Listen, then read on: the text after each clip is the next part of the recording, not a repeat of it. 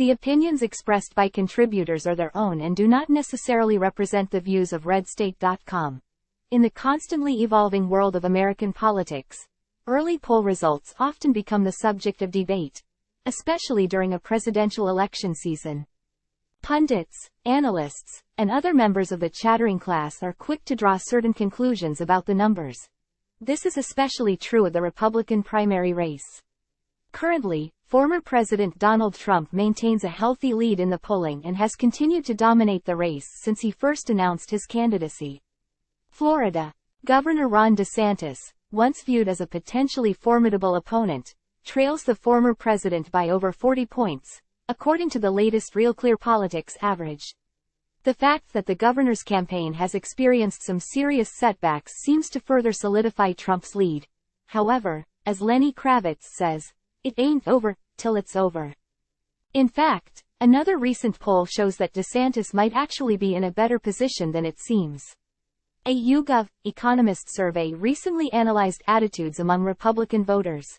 The results showed that Trump still remains the top choice for conservative voters by a 39-point margin, with 51% of respondents backing him. DeSantis polled about 12% support while Nikki Haley and Mike Pence remain in single digits.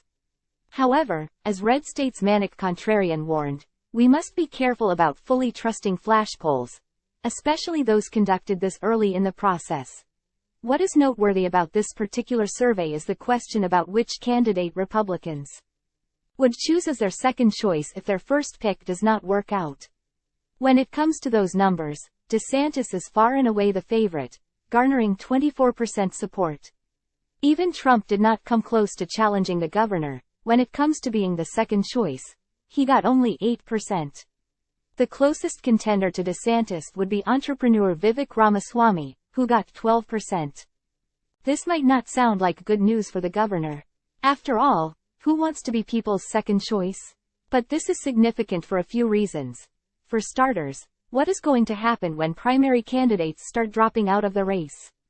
The Iowa and New Hampshire primaries are almost upon us, and it is likely that we will begin seeing some of the contenders end their campaigns. This means that most of those who supported these individuals will throw their support behind DeSantis, which will put him in a much better position to challenge the former president. Indeed, as the race narrows, the governor stands to benefit the most. Time equals 400 ms. Greater than. Moreover, 4 indictments still loom large over Trump's campaign. While the politically motivated charges against the former president have only helped him in the primary race, what would happen if he ends up facing jail time before the primaries are concluded? At this point, it is not easy to see how this would change things. It could easily strengthen his support among the base.